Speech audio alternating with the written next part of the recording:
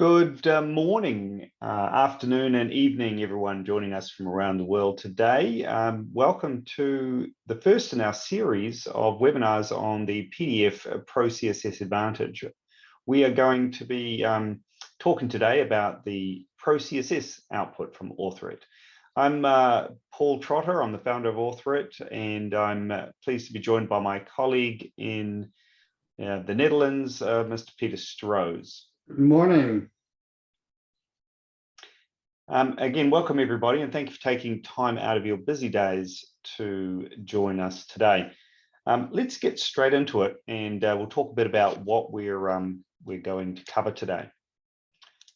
So the first part is we're going to look at what is ProCSS and give a bit of an overview of it. I'm then going to walk you through what you need to do to set it up so that you can use it yourselves. Then we'll look at working with ProCSS documents inside AuthorIt and how the various things in AuthorIt map to the various outputs and results that you will get in your PDF document. And finally, we'll look at the publishing itself and the output, and then talk a bit about how the themes that you're going to use control the output, so the CSS files.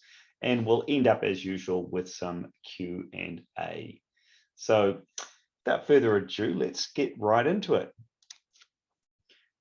So many of you have been long-term customers, and so you'll be very familiar with the scope of AuthorIt. But for those of you who don't have maybe an overview of what AuthorIt is and exactly what the scope, I just want to give you a brief outline here.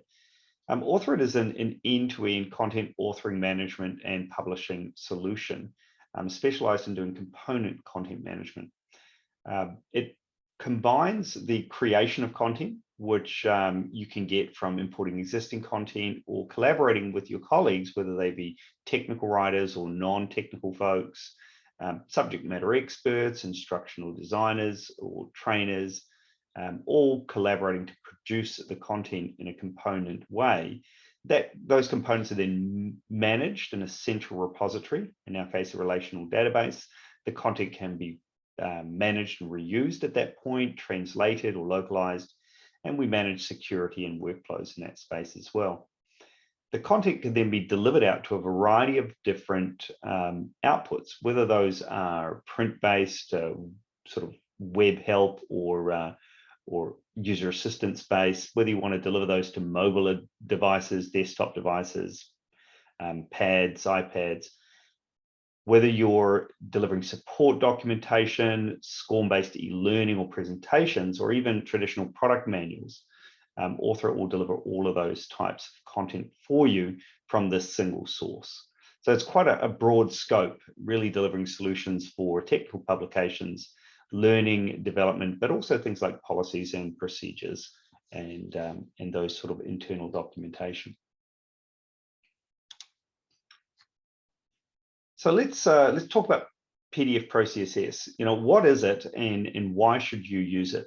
Well, many of you will be familiar with the way that AuthorIt has produced documentation for PDF over the last 10, 15 years. And that's been by going through Word as the primary engine. So we produce a Word document and then that is converted to PDF. Now, while that provides a lot of flexibility and many people are familiar with Word, it does have quite a lot of limitations. And it's also not very reliable and fast. So ProCSS provides a really fast and modern way to reliably produce your print targeted PDF outputs. And it's combining the very latest in XML technology, HTML5 and CSS, which then we route through the Antenna House formatting engine, which is one of the leading PDF formatting engines in the world. Our own testing has shown that producing your PDF documents this way is about 10 to 20 times faster than producing it traditionally through Word. In some of the experiments that we've run, we've had 900-page documents that used to take 1 to 2 hours producing in Word to generate. Now will take about 5 minutes. Another 750-page document that was very image intensive would take in Word probably 15 minutes, and in ProCSS it takes about 4 minutes. And even smaller documents might take Word, 5-7 minutes. In ProCSS it'll take 15 seconds. So these sort of documents, and I'll show you an example of one of our documents today, and the time difference means that you get a really, really fast result. The PDFs produced are also very rich, so they come with bookmarks, table of contents, clickable links throughout the document, including in the TOC, the hyperlinks, the index. You can use our standard cover page, or you can have custom ones, background images, and you can produce your documentation in over 70 languages, so very flexible. Lots of complexity. You can have complex tables, because ProCSS uses HTML as the base language plus CSS. You can deal with any kind of table structure that you might have in your HTML type structures, multi-level numbering for both headings and also within lists, floating of images and other items, multi-column layouts, drop caps, all those sorts of things. There's lots of flexibility in a page layout, and we're going to talk about page layouts a bit later on, and pagination controls. And the way that we've set up the themes is you can have themes for any number of different styles of documents, and it's all based on CSS3 paged media style sheets. One of the really useful things you can do with these documents now is have a preview of these documents included in the review and approval process, so that when people are reviewing or approving documents, they can actually see what the result would look like. And I'll show you an example of that.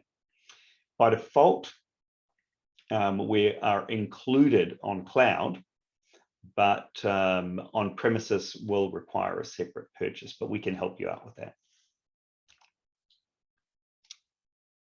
So let's take a look at how the publishing and rendering process works with ProCSS. So first, Author It produces what we call a resolved XML file down here.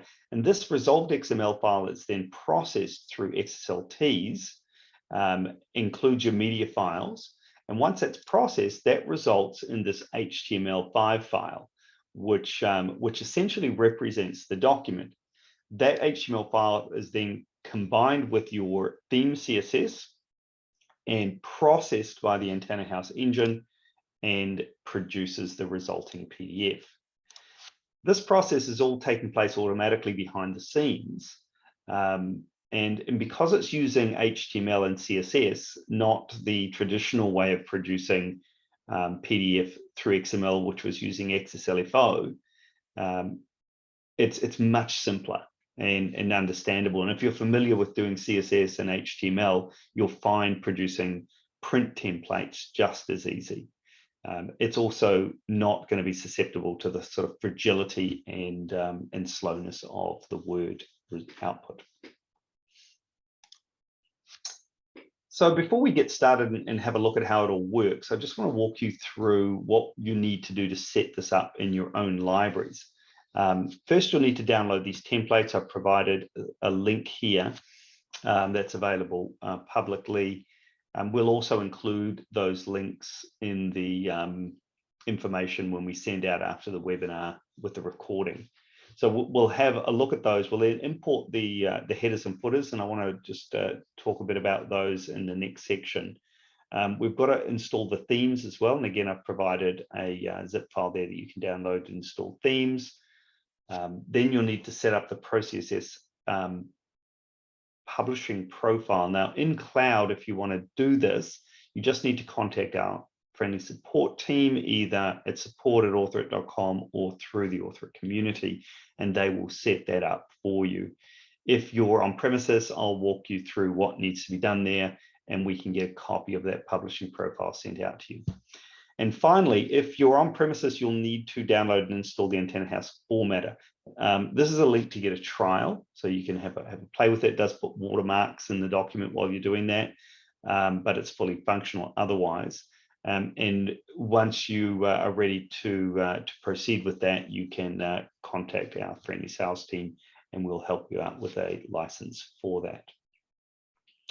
On cloud, you don't need to do this step, but I find it quite useful to still have it locally because it's much easier to build the templates and test things if you've got a local version to just run it through very quickly. So I will I'll walk you through that process. But in this webinar, we're not going to talk too much about the style sheets. We'll leave that to a more advanced webinar where we'll focus on specific things that you guys want to learn how to do. So the first thing I want to talk to you about here is what is CSS 3-paged media and how is it laid out and how does it work? So those of you familiar with HTML and CSS, it's actually really, really similar, and almost everything that you do in HTML will work also in the ProCSS. So, you know, any kind of text or paragraph level formatting, images, even the bullets and numbering and all of those things you can do. But what page media does, which is different from HTML, is because you're dealing with content that is in a fixed size page that has things like headers and footers, there is a specific set of rules that deal with that. And this diagram illustrates that. So under the page media W3C standard, which you can go and have a look at by following this link, you are able to or there is a definition of all of the various parts of a page, and they've got specific names. So these names you see here are actually defined by the standard, and you can use those names within your style sheets to define and control all of the different areas of a page, the margin of a page, the headers, footers. So in a header, for example, this sits outside the header. These are the typical header elements. And then this is where the content goes in the middle. If you've got footnotes, they go in there here, and these are the margins and so on. And so what I'll talk to you about when we get into the product is how Author-It defines all of those things.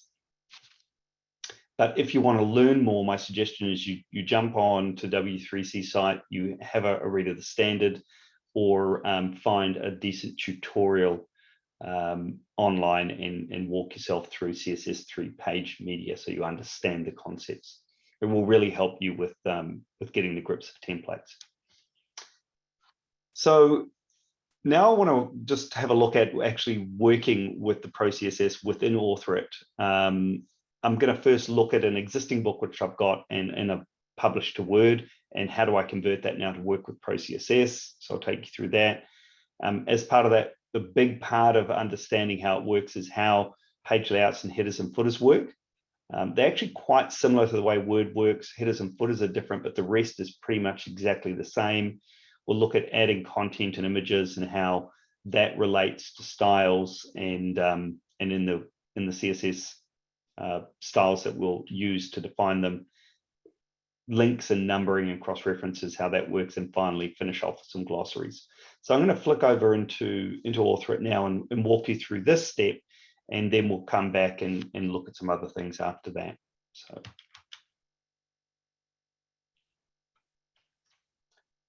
right, so here we are in Author-It. What I'm going to do first now is import that, go through the setup and import that content. So once you've downloaded the zip files that I pointed you to, you need to upload into files here, the actual XML file. So I have extracted that, and I've got a, where is it? ProCSS objects here.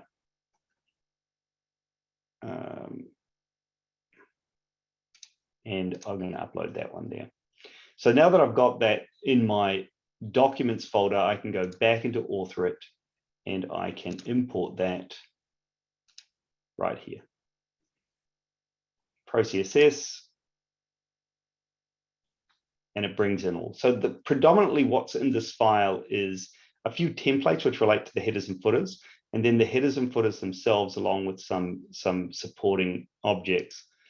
When you get to this stage here, it will attempt to map these styles that it uses. You'll need to make sure they map to styles in your library that are that are there because they're not included in the import, or have ones that match it in your library. If it doesn't map automatically, you can click on this button here to map it through to a style that you've already got.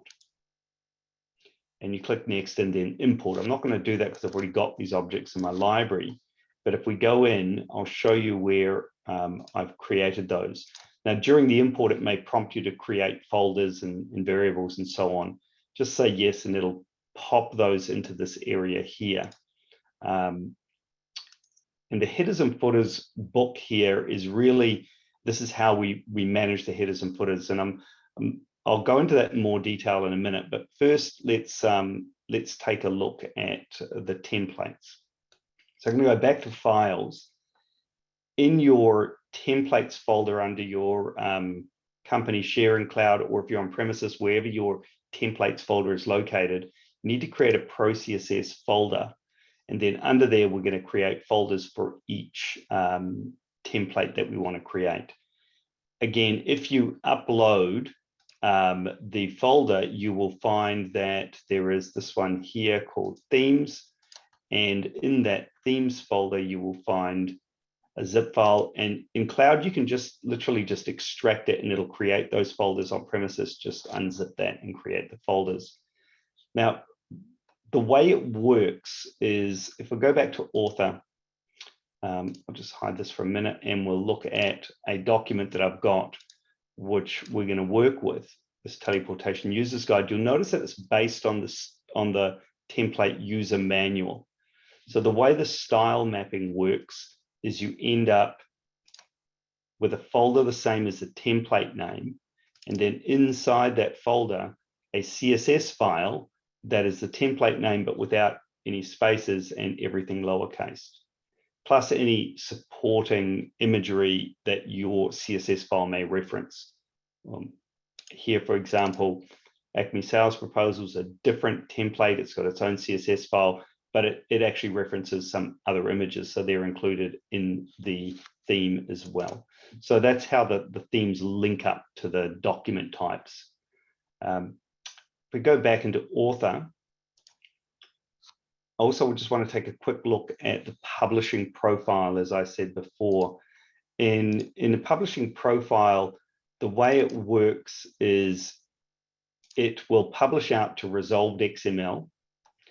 And then in the actions, it will copy this first step here, copies the theme across to the publishing folder.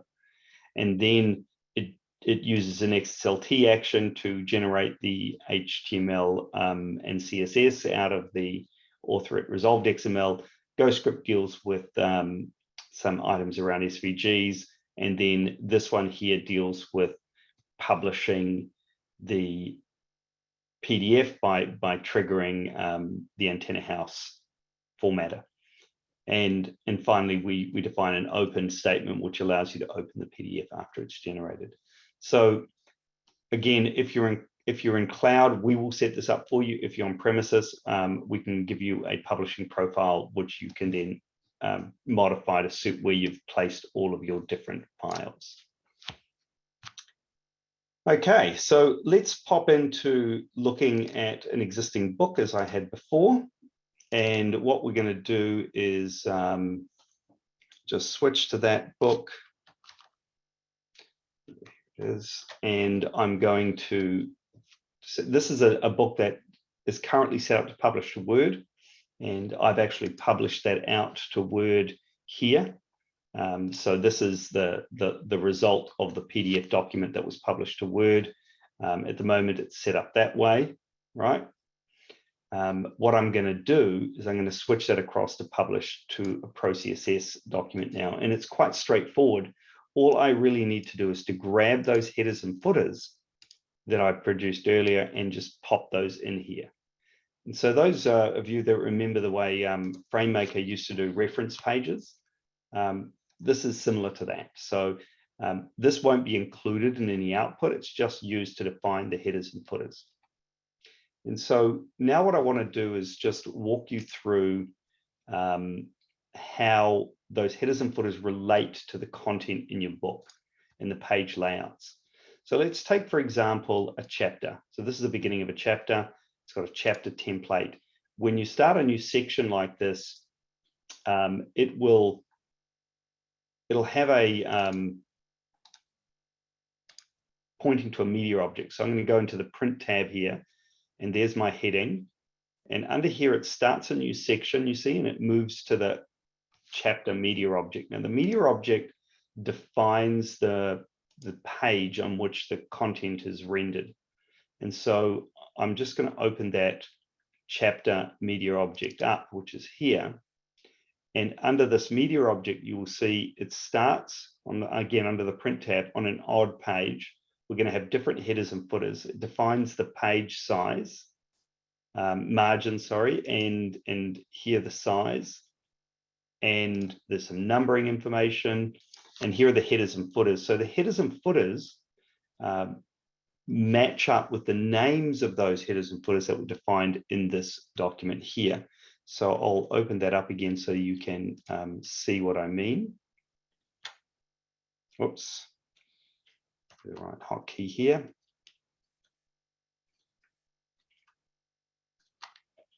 And there the headers and footers are. So they're the same name here as what we have defined within the actual media object. So if we go back to the media object here, in the chapter section, you'll see that header first, header odd matches header first, header odd, header even. The order of the stuff in this book is irrelevant, but you must have the same name here as here. And the way you get the names into this header and footer drop-down list here is you modify them and you just add them as you will. So you can create any headers and footer names in here that you want, and you just define it as either a header or a footer so that it goes into the right list. And under here, you've got your footers, and under here, you've got your headers. So once you've created a new header or a new footer, you just have to define it in here and then choose it. So in this case, I've got header first, odd and even, and under my footers, the same. Okay, so hopefully you'll understand how that mapping works. Now, in the actual headers themselves, how do they work? So I've got a copy of that diagram I showed you earlier in every topic. This is an embedded topic, which is just there for your information, and it's part of every one of these. It won't print or anything. It's just there to show you reference. At the bottom here, you will see a list of items that you can put into your headers and footers, what they are, and an example of how they'll result. So you've got, for example, the current page number, or the level of heading. For example, you can use the number or the text for it, and so on. So these are all of the ones you can put in. And when we look at one like this one here, you can see I've got version in the top, and that's grabbed from the version of the document. And then I've got the level 1 heading, followed by a bullet here and the current page number. Whereas in my footers, I've actually put in the byline, some plain text here, which I've just put in, and a logo. You can use variables in here as well, of course, author variables to get any other content you want in here. Okay, so that's your headers and footers. As I did before, I just removed that by mistake earlier, so I'll pop that back. And I'm now going to publish this out to, you'll notice this is under the XML tab because it's going through XML to ProCSS, and we'll have a look at that in a bit. First, I want to now take a look at some content and images and so on, and show you how that works. So you saw a bit of that when I showed you how the chapter mapping works. But if we look at the content itself, we've got images. The images will, again, take all of the properties from the print area, how it's going to behave, the scale and size, captions, borders, and so on, all come from this tab, same as it does from Word. Here we've got an example of a hyperlink, and a hyperlink in this case will just create a hyperlink in the PDF document. If we go into this area here, we've got some more examples of links. Links will create, again, under print, either a cross-reference, footnote, endnote, embedded inline, or embedded block. So these are kind of equivalent to your expanding blocks in line, and these ones are kind of equivalent to your pop-ups that you might have. When you create a cross-reference, you can then choose how it's going to be portrayed. Is it going to have always your heading text, or only when it's different from the selection, or never include it? And also when you include a page number, how is that going to appear? We'll take a look of those examples. If you're defining a footnote, you define some other information here. This is an example of an expanding block. That would be in an online media, whereas in print, we can't do that. So we're just going to have an embedded block, and I'll show you that when we get into the PDF document as well. So tables, everything works normally. When you produce a document out to ProCSS, every section, because it's using CSS and HTML, every section then gets a class name which is mapped to the topic type. So that gives you greater control over specific topic types. So you could, for example, choose to have a specific background color, or specific variations on styles for sections that are relating to a different type of topic. It might be something that lives in a task or a concept, or just a plain topic. So you have a lot more control in those areas. We've also got glossaries and indexes, which I'll walk you through. So again, glossaries and indexes work very similar to what I showed you with the chapter. If we go into the properties of the glossary, again, a glossary defines points to a media object. If we look at the media object relationships, we will see that the glossary section in this case also starts on an odd page, but this one has 2 columns. And so you'll see an example of that. I've got the same page size, but I've got a different left margin, and I could have the same headers and footers or different ones.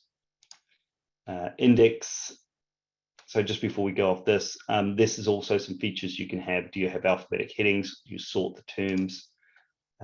Again, when we go to an index, you have your entries. These are all your index entries. In online media, these turn into keywords, or fuel your index that you're going to have in Magellan.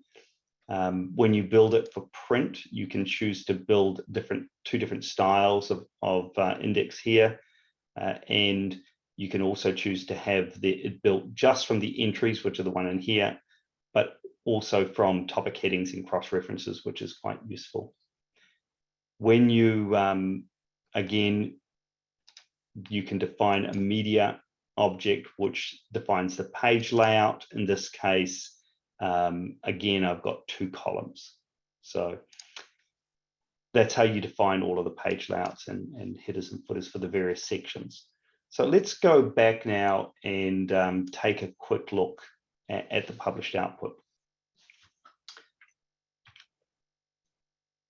So before we go back, we'll just pop through to this next slide here. So we're going to have a look at the published output, and I'll take you a look through those features. I then want to also talk to you a bit about tracking down issues with publishing, if you're having problems or getting results that you don't understand. We'll look at a bit of the themes for creating ProCSS themes and how they work. Some basic things like changing background images and logos and so on. That's pretty straightforward, and setting some default colors and fonts based on the themes that we've got.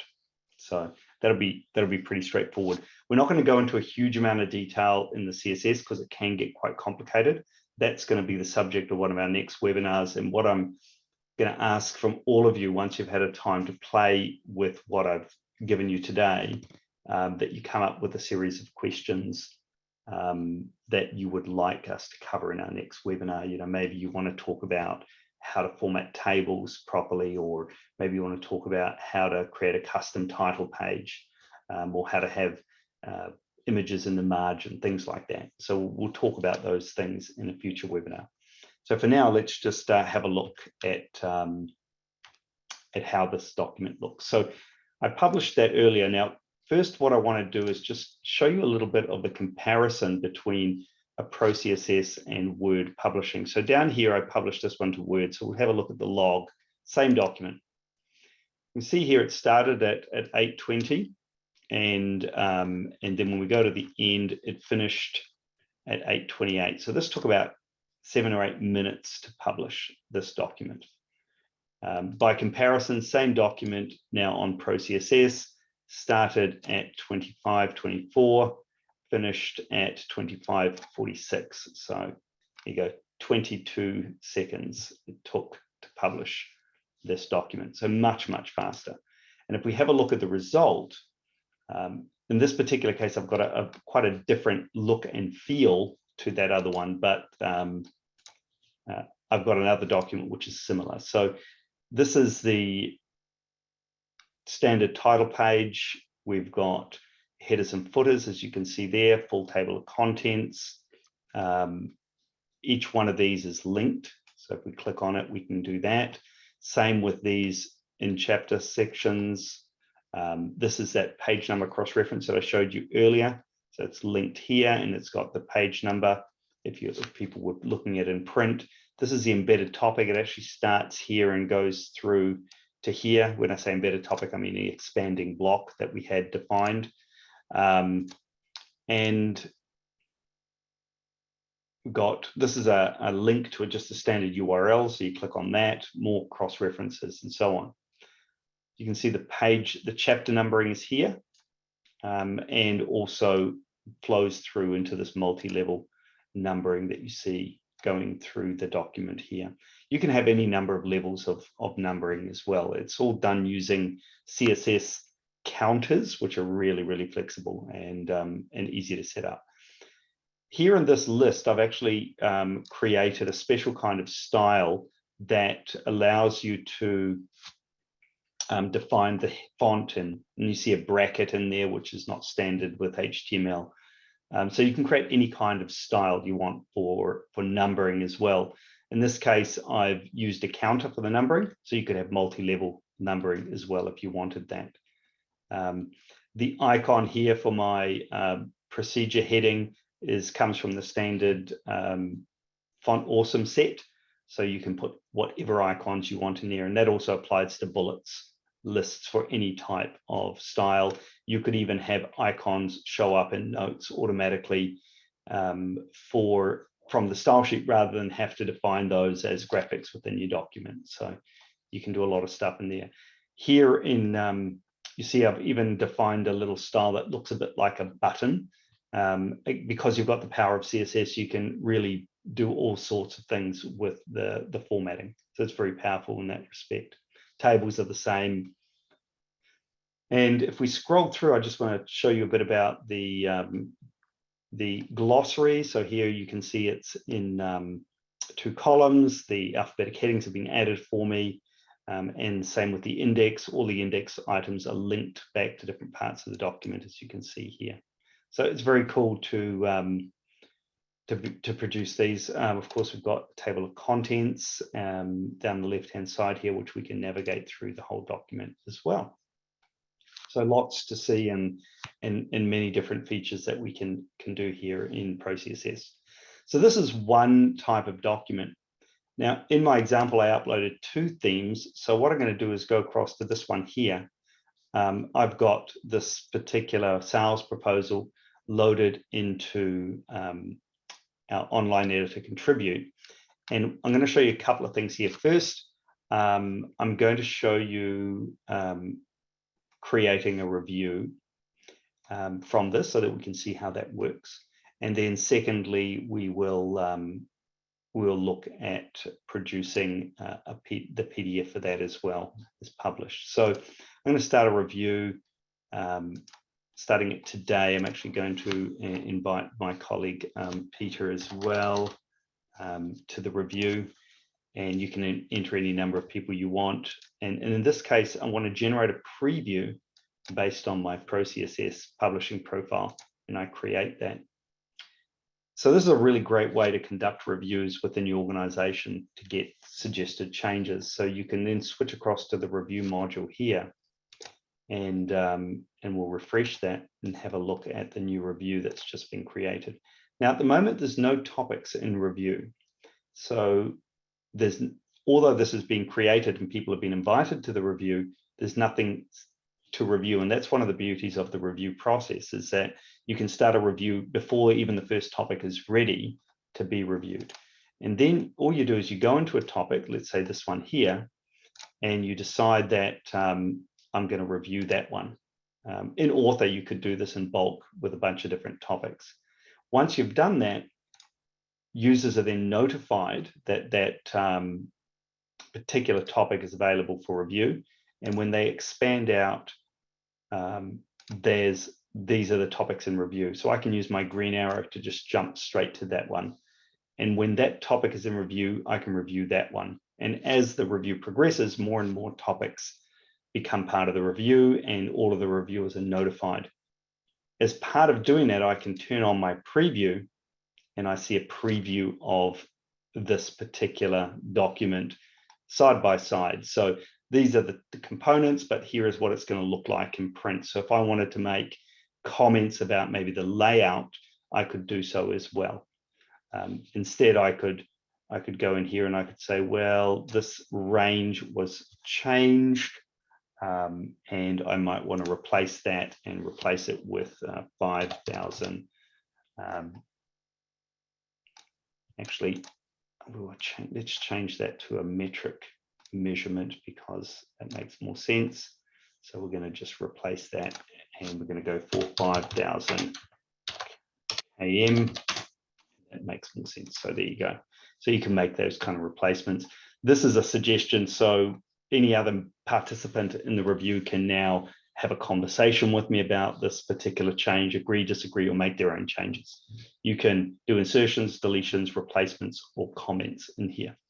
So very useful. Now, you can also produce reviews that are specifically for approving content. So once you've typically gone through a review, which is called a collaboration review, people have made comments, suggestion, you can then accept those comments directly. Typically, if you do reviewing through Word or PDF, someone then has to copy and paste those comments into Author it again, and that's a bit cumbersome. When you do it this way, you can simply accept or reject the comments, and they get incorporated automatically into the review. The next step might be you want to approve your document because maybe you need to have an official approval. In this case, you could create an approval. It's almost the same as a review, but instead of having a review comments, you just simply approve or reject the document. So if you approved or rejected it, then you get the approval as well. And when you do that, you get to assign signers. So I could assign, say, Peter as a signer, and then after everything was approved, he gets an email saying you've got to sign this document. He can then digitally sign that document as an approver of the document. So that's also very useful if you need to go through those kind of approval processes. And because the ProCSS result moves automatically through the document as you do, it makes it really easy for people to work with it. Okay, so that talks a bit about that side of it. Now let's take a look at the published output and then what we can do with to track down errors or problems. So like all authored outputs, they're all published out to the publishing folder. If on premises, you'll just have this publishing folder somewhere on your device.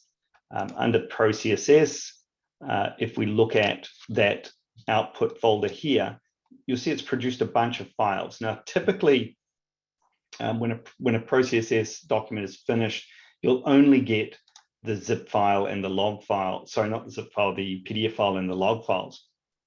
At the moment, I've got this kind of on a debug mode. So all of the intermediary files, which result in the HTML file, are there, in the PDF file are there, including the HTML, the images, the CSS files, and so on. I recommend that you actually have this debug mode on when you're developing templates, but once you've got your templates developed, you take it off so that you can, so that you're not exposing all of this intermediary stuff to other non-technical users who might be confused by it. When you are doing this debugging, if you're having problems, you'll see a log file in here called the Antenna House log. You've got your standard publishing log, which gives you all of the standard information, and you might be able to pick things up here that are specific to author it. But if it's a rendering issue, you'll need to go into this Antenna House log file, and if there's problems in there, it'll list any errors that it encountered in the CSS file when it was compiling it. It also tells you the version that it's running. On Author It Cloud, we have 6.4, 6.5, and 7.1, which are the main versions out there of Antenna House. We recommend people get started with 7.1, the latest version, because it provides lots of cool features, including CSS variables. So that's something to look at. Now let's take a look at the themes a bit more. I'm going to switch into my favorite editor, and we'll have a look at how those themes are put together. So just like we did with Magellan, we've produced a CSS file which is really, really well documented so that you can really understand how you would define your CSS. So this has been broken up into sections. In this section here, we've got some variables which hold basic things that you might want to change very quickly. For example, the base font size for headings or body or faces, things like that. You can change those and it'll reflect throughout all of the styles. But as you scroll through the section, you can have all sorts of styles that are going to control different things, and the comments will describe what they do. For example, this is your widows and orphans type styles. You can control those there. For paragraphs and lists, that's how I've defined them. For headings, page breaks, CSS3 uses two basic concepts. You either avoid something or you force a break. So in this case, I'm avoiding a break after a heading, but the break before is going to be automatic. With images, I'm going to avoid a break before because I think that text that is preceding the image is likely to be related to it, things like that. In this case here, I'm going to say the first and second list items, I'm going to avoid breaking after them because I don't want one list or two list items left orphaned on a page. And the same with the last two. I do the same for table rows, for example, here. So you've got a lot of really, really cool features there. In this case, I can force a page break when a particular rule is met. So you've got lots of controls for pagination. You might have noticed that I had this page intentionally left blank. This is a really cool rule that you can do with CSS. It just says, if there's a blank page, pop that text in, so you don't have to do that yourself. So lots of powerful things. And again, the sections that we're broken it up to is the title page. We talk about the structure there, and every section is preceded by this, so you can see exactly how the section is built up. And then there's examples on how that's formatted, so you can use that to change it to your own style or look and feel. All of the stuff that controls the actual TOC is in here, including referencing in here that will give you the before chapter. So if I just pop back to the PDF here, for example, if we go back to the TOC, you'll notice that there is this chapter 3 in here with a dash after it, and it's grabbing that information from this style here. And the way that's defined in the CSS is through this rule here. So it's saying that the before element is getting that. So again, the comments describe all of that, and some of the stuff is specific to Antenna House, but it's all in here with good examples, so you can follow it quite easily. Headers and footers, again, how we've defined the various colors, fonts, positions of the different top center, top right, and so on. You can have a look at those. And then the main topics are in this region called topics. Again, it talks about the structure here. And then this is where we've defined, all of the headings. I've set it up so that different size headings, for example, like a heading 2, is based on the base font size of 22, but then it removes 4 points, so it goes 4 points smaller. And heading 3 is 6 points smaller, and so on. So you can change that base font size without having to alter everything else. It'll automatically drop down for all of them. But yeah, recommend you have a play with all of this. And look at how things work. If we scroll right down to the bottom here, you'll see we've got the index and then finally the glossary. So that's the user manual one. The other one which I've shown you today is the one which we've generated for here, which I'll just go ahead and create that for you as well. And that one there is a little bit more sophisticated in that it's got some background images. And there's actually something I want to show you on that, which is really cool about ProCSS, or in fact PDFs created from HTML and CSS, is that they're kind of a little bit responsive. If you understand, responsive means it adapts to the size. This is an A4 paper size here, right? So, and typically having headers and footers that adjust themselves to different paper sizes is a real pain in products like Word.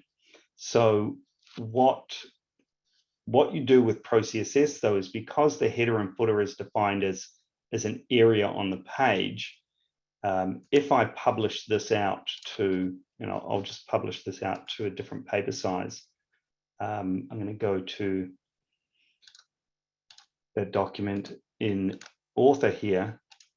And the way I have set up my publishing profiles is that I've got a variant on my media template that changes the paper size. So in this case, I'm going to go for letter.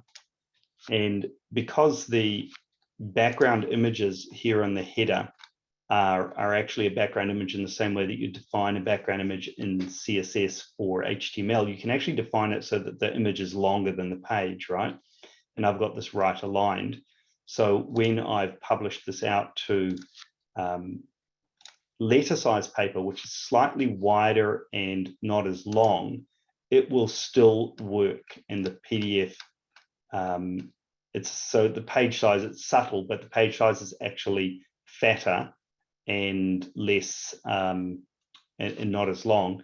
The headers and footers work the same. So you don't get those challenges that you used to have. That also applies to going to landscape mode or things like that. So that really covers most of what I wanted to show you today. If you did have logos and so on, and background colors, background images referenced by your CSS file, all you have to do is change those here. So this header image, which you've seen in that document, and this one here, which is the background image, those are the two images that I'm using. And they're referenced inside the CSS file. So if you go in here and we go to that title page, you'll see I'm referencing that background image there. And then I've chosen to center it and so on. So if you wanted to put your own cover page image in there, you just got to replace that image there. Either just replace the image itself or replace the reference to a different name. Great, so that brings us to the most exciting part of the session, which is your time to ask questions. Peter is helping me out today, as I mentioned. So if you would like to ask your questions inside the Q&A box, Peter and I will try to go through and answer them for you. Yes, Paul.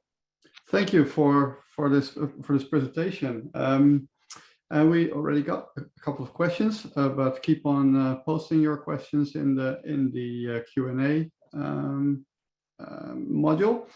So one major issue for people to switch to PDF ProCSS is to get a better grip on breaking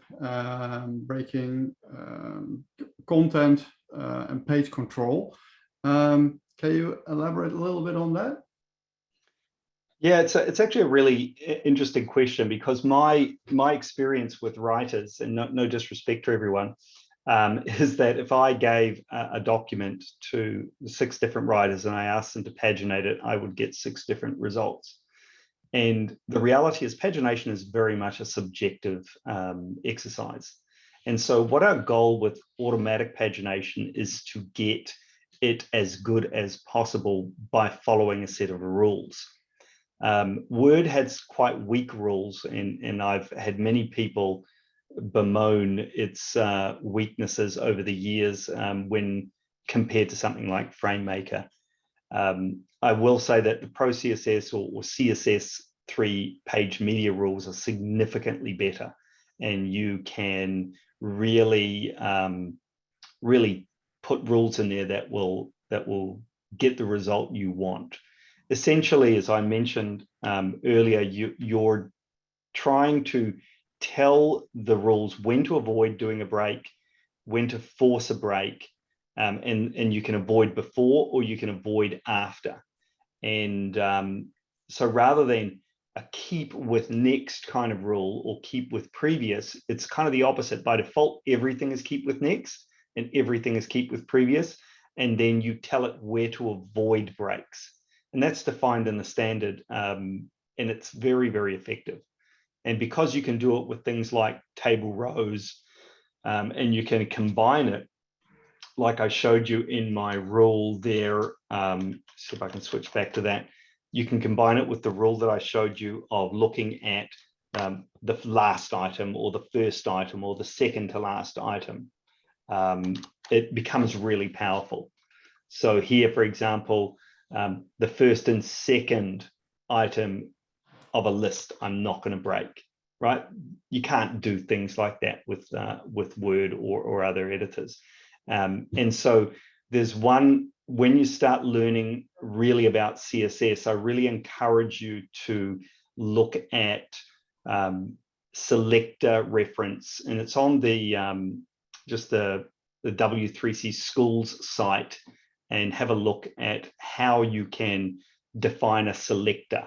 And there's lots of really powerful rules like this one here, which says, look at the second child of an li, okay, or the first child. So very powerful. So I'm confident that you'll be able to create really great automatically paginated documents that you'll never have to go back and mess around with. Thank you, Paul. There are a couple of questions about the version of Alteryx. Maybe I can answer that. So the questions are, what versions do we need? Well, we recommend you use the latest version of Antenna House, which currently is version 7.2. But that doesn't mean that you always need to update. If you have existing templates in older versions of Antenna House and they work fine, there is no immediate need to update them, because there may be some differences if you update your Antenna House version. So you might need to update some of your templates if you upgrade. However, if you start, please start with the latest version. I have seen questions on also quite early versions below, let's say 6.4, 6.2 in the chat box. We do recommend that you would move to a later version, as Antenna House version 6.2, 6.4 does have some limitations, not entirely supporting all CSS functionality. But so please update your version to a new one, which, if you have, let's say, either your Antenna House license covered by our maintenance plan or under a subscription, you will be able to get the latest version for free. Correct. Yeah. And just a comment on that, Peter, in cloud, we support the current version and the 2 previous ones, and then we will contact customers that are on older versions and help them to move up. There's obviously a limit to how long you stay on older versions, but typically where we find incompatibilities is, let's say there was a problem or a limitation with an older version, people will make workarounds in their style sheets to get around those problems, and then when the new version comes out, fixes the problem, those workarounds actually create problems. So they're usually not big jobs to upgrade from one version to another. But as Peter said, always start with the latest, because that usually makes it a lot easier. Any other questions there, Peter? Yeah, a whole bunch, Paul. One of the questions that Andre is asking is, what is our recommendation to fine-tune CSS templates? It's sometimes it's a trial and error method to see if things work. So how do you do that? Oh, great. So we're going to cover this in another session, Andrea, but what I typically do is, I've got a CSS editor here running on my desktop. I'll have a local version of Antenna House installed, and it's just like in a browser. You know, you update your CSS file, you hit F5 in ProCSS, and it will show you exactly the changes you've made. So I'd typically generate the document out of AuthorIt, and then I'll tweak the template locally until I've got my template right, and then I'll re-upload my template back into cloud. Or if you're running on premises, just be careful not to republish so that you don't overwrite the template changes that you've made out of your publishing folder. But it really is easy, and you can even use the HTML. I'll see if I can show you an example. If we look at the published output here, let's say for this guide, there is an HTML file that AuthorIt produces at the end. And the HTML file is, you can actually put it in your browser, and most of the CSS will show up properly. But because you're using print or page media stuff, browsers don't understand a lot of that stuff. But things like your table formatting and text formatting will all be there and visible. So you can actually do a lot of your CSS tweaking just using your regular browser and CSS editing tools, and then focus on the page media things like headers and footers when you're done. But we inject a lot of information into the HTML output. You'll notice a lot of these ART data tags that you can use. And you can use those as part of the selectors, things like IDs and other things to specialize your classes and get a lot of specific results that you want. Thanks, Paul. Sebastian asks if our forced page break styles can still be used in ProCSS. Absolutely. So you could just have a style, and as I showed you here, for example, you can just have a rule in here that says always break before. And in this case, I've got it because of an attribute of AuthorIt, but you could have it based on the class name of that style, and it will force it. Now, from point of view of best practice, I would caution you against doing that, simply because a topic could be part of a book where it made sense to break in a particular place, and then not make sense in another context. So if it's a reused topic, just be careful about doing those sorts of things. And obviously, as pagination changes, when you add or remove content, that can also be a problem. I tend to think of pagination as, if it has to make a choice, where do I want it to break?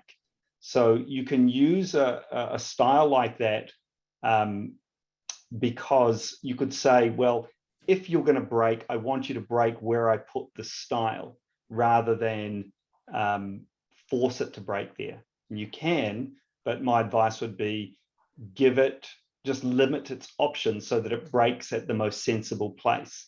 And that's more of the philosophy that you should approach pagination with. Limit its options so that it makes better decisions. Thank you, Paul. Mark has two questions about CSS counters for the numbering. So you mentioned that section numbering is handled with CSS counters. Correct. And how can you make the counters available for use by such things as table and graphic options or captions? You can use counters for anything. I'll show you an example in here where I've used a counter for a numbered list. Now, I do have a numbered list, and you can just use regular numbered list, but I wanted to have a counter for it because I wanted to specifically define them. So here I've got a rule which I remove the default numbering and instead I put a counter. So you just say, you create a counter. And in this case, the counter reset is going to happen whenever you get an OL list number begin. And then you're going to have a counter increment every time you get a list item. And then on the list item itself, I've defined the content that happens before the list as including the counter. The counter there, I could add other counters to that. For example, I could have a full stop there and a second counter, which might reset, which might be the chapter counter, for example. You could put that before, and then a bracket, and then you can define how you want it formatted as well.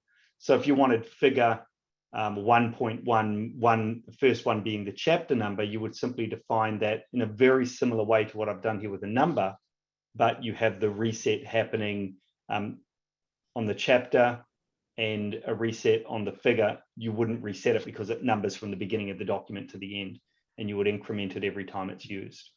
So yeah, you can do that, very powerful as well. And again, because you can define that it's figure, you could actually put the words figure here as the content.